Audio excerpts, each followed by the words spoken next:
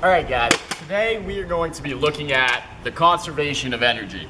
Now, you have two forms of energy. You have potential energy and kinetic energy. We're going to be using this hill to demonstrate that as you gain kinetic energy, you lose your potential energy going down this hill. Potential energy is the amount of energy that you have relevant to your height. So it's your mass times the force of gravity, 9.81 meters per second, times the potential difference you have in your highest point to your lowest point, which would be the bottom of our hill. As we're traveling down this hill, we're losing potential energy, but that energy is transformed into kinetic energy. So when we get to the very bottom of the hill, we will have no potential energy, but we will have all of the potential energy that we started with at the top of the hill having transformed into kinetic energy, which is the energy that I have pushing me forward in the amount of momentum that I have at the bottom of the hill. As we start traveling back up the hill, I start decreasing in my speed, I start losing my kinetic energy, and that energy is then transformed back into potential energy as I'm gaining height. Now, in theory, in a perfect world with no frictional losses, no loss to air resistance, which we're going to neglect in this experiment, I would be able to get back to the same exact height that I started at here on this hill. But that's not going to happen because of frictional forces.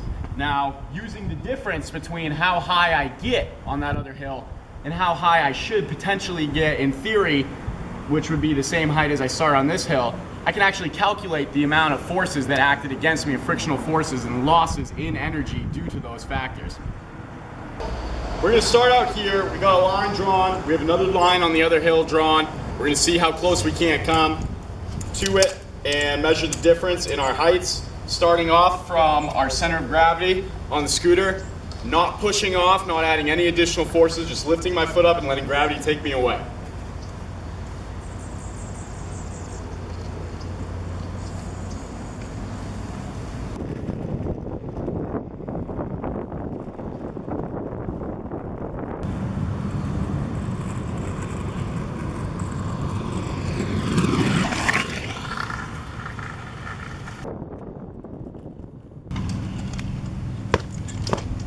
Okay, as you'll notice, I was able to make it directly up to and stop on with the center of gravity on this blue line that we have drawn here. Now, we've done this time and time again through these trials, and it's really remarkable because we drew this blue line at the same height level as our height where we started on the other side. So this completely goes against my hypothesis, which was that we would be stopping somewhere further down here because of frictional losses. This just shows that the frictional losses that we did experience were neglectable. But the one thing that I did find out, as you'll notice when I was approaching, I was crouching, was that the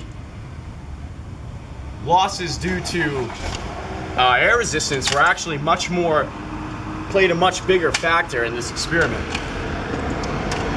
When I was standing up straight, the furthest I was able to make it was to this white line that you see drawn here, which is a pretty big difference in heights, and that was because of air resistance more than friction. The fact that I made it up to this line and came to a stop shows that the frictional forces weren't even able to take into a factor here.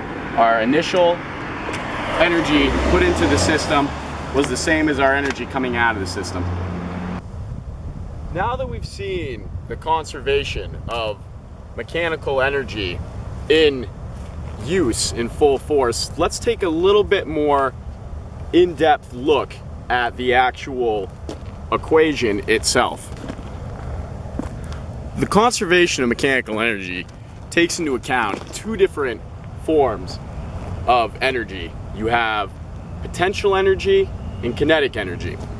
Now, when you're talking about potential energy, you're talking about your mass times the force of gravity, 9.81 meters per second, times your height elevation above the bottom of however high you're going to go, which in our case would be the very lowest point in the hill. You add that to your conservation of kinetic energy, which is 1/2 your mass times your velocity.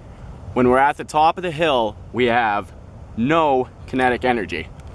All we have is potential energy because we're not moving. We're starting out from rest. I'm not giving any push, so there's no additional forces being added to this. These are the only two types of energy.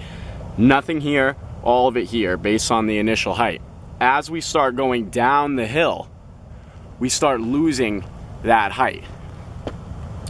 So this starts dropping down until it eventually hits zero at the bottom of the hill. Our velocity starts going up. Once we get to the very bottom of the hill, we have all kinetic energy and no potential energy. As we start going back up the other side, all that energy we start losing our velocity and we start gaining height, and it all starts going back into your potential energy.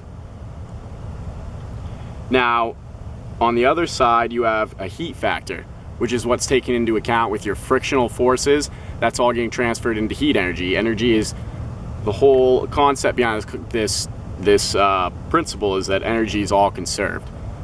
Now, the reason you wouldn't get quite as high on the other hill as your starting height would be because of that energy loss to heat. That, I thought, was going to be a much more prevalent factor in this experiment than it was, because we were actually able to make it back to our initial height, which blew me away.